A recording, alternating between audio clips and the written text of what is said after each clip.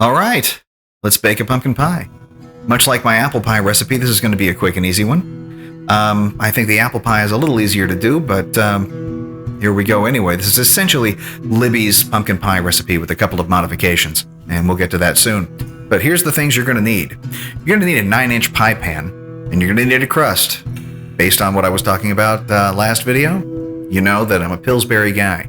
Quick and easy, that's the point. You're also going to need some butter. Once again, I'm using Kerrygold because it's delish. You're going to need a large mixing bowl and 2 eggs. You are going to need 1 can of Libby's 100% pure pumpkin. No substitutes. That's the good stuff. Then you're going to need some Carnation, or whatever brand on that one you want. That really doesn't matter to me. Evaporated milk. Don't use the condensed stuff. And this is not a household also that uses brown sugar. No brown sugar, no condensed milk, you heathens. We use good things. Evaporated milk, granulated sugar. Here we go. Speaking of granulated sugar, you're going to also need some cinnamon, some ginger, some nutmeg, which is not usually in the pumpkin pie recipes, and they're wrong for it, some cloves, and now for the secret ingredient. Old El Paso taco seasoning mix. You make sure you get the hot and spicy. It's important. All right, here we go. All right, let's clear the table and get to work. In a small mixing bowl, measure out 3/4 cups of sugar. And by the way, don't be exact with these measurements. If you go over, which you should be going over, everything's going to be fine. Trust me, no one likes a bland pie. And if they do, they can make their own pie. Or you can just put a bunch of water inside of a pie crust and give it to them, letting them know in no uncertain terms that their blandness is welcome here. Sure. All right, let's get out a teaspoon of cinnamon and ignore it completely because almost 2 teaspoons is better. And we might even add more later. All right, let's go ahead and add a 1/2 teaspoon of ginger. Hooping. Go ahead and add your nutmeg somewhat liberally. I mean, it's not on the ingredient list anyway on the Libby's pie stuff, but in my opinion, it definitely sets the pies off. You need nutmeg in this. Now add your allspice. Again, by eye. Not too much. Cloves? Cloves are a powerful agent that if you screw this part up, your pie will be super clovey. It has happened to me in the past by just going, oh, this is fine. It's not fine. Not with cloves. For cloves, you want a nice measurement. So measure out your cloves, and then you'll be happy. 1/4 teaspoon. Respect the cloves. All right, don't forget to add your salt. That's one of the dry ingredients I kind of missed. Actually, I think it's the only dry ingredient that I missed. Don't overdo it on the salt either. It ain't much. I think just a 1/2 teaspoon. Now it's time for the secret ingredient. So now that the secret ingredient was invisibly added, we're going to go ahead and add the actual kind of not really secret ingredient, and that is a little bit of Trader Joe's pumpkin pie spice. Why do I use that? Well, it's got mostly everything in it that I use, but in slightly different proportions, and I think that the little extra makes it just right. So let's go ahead and mix up those dry ingredients.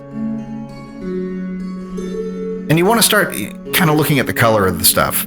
The cinnamon and sugar combination of the rest of the spices should add a nice kind of sheen of beige, like brownness, to the whole cinnamon sugar mixture. And I've been doing this part by eye for a long, long time now. And I'm here to say that what I've got down there, well, that just doesn't look like the right mixture to me, so I'm going to add a little bit more cinnamon. And mix it up.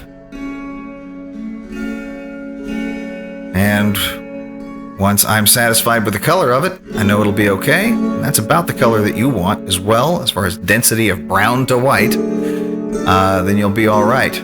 Now, in order to make this pie, we're going to have to break some eggs. So let's break some eggs. Break egg 1. Doesn't matter if the yolk breaks or not, you're going to be breaking them anyway. Don't be fancy like me. You'll just make a mistake and then just have to go fishing. You know, drop some shell, use the shell to pick up the shell. Man, that egg broke so easy it wasn't funny. Anyway. All right, now go ahead and scrape that can of pumpkin in there.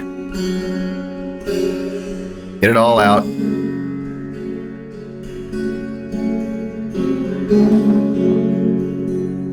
Now just go ahead and mix it up preliminarily. You'll be using that power mixer in just a minute. Let's add the dry ingredients and kind of fold it in. Not a fancy cooking show, we're not really folding it, we're just kind of stirring it gently. Mixing it together. It's the whole point of it. Just get it together and keep it together. Go ahead and rinse off your scraper. You're going to be needing it again in a minute or two. And let's start mixing in the evaporated milk. Mix it in. Yeah, it's going to be pretty loose. It's almost going to look like soup, but trust me, it'll be fine. It'll bake up into a nice consistency. We take 2 passes on this stuff. The first pass is to get that mix pretty well done. We're going to use our now clean scraper and scrape the sides of the bowl. We're going to make sure that we get all the ingredients mixed together as proper as possible. Don't forget to clean up after yourself. But first, let's doctor up that pie tin. Butter it liberally. Grab yourself a bit of a paper towel and just kind of work that butter around to make it nice and covered. This will, of course, help your pie slices release. And if you're cool, you write Happy Halloween or Happy whatever in the bottom of the pan. Once again, you'll know you did it, but nobody else will, unless they watch this video. Let's cut out our Pillsbury crust, unroll, and lay it down.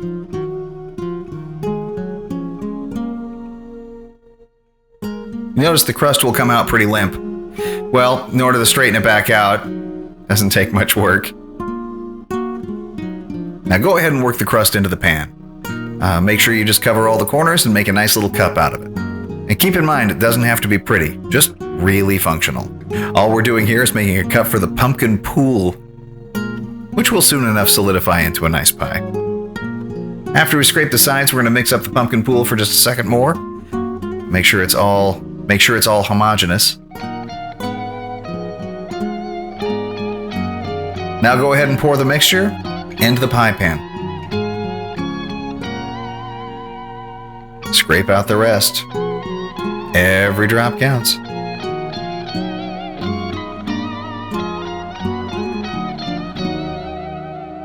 All right, let's put it into our preheated oven at 425, which we'll cook it at for 15 minutes.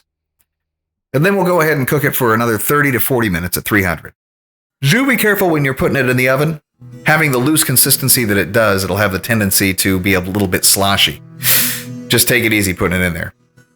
When the pie is completely done, maybe a bit risen and maybe a little discolored on some edges, but I'm telling you, man, this is the good stuff. So we got to stick a fork in it to see if it's done. If you don't have a fork, use a toothpick. If you don't have a toothpick, well, use a fork. So, but you stick the fork in, comes back out clean. That is one done pie. Enjoy.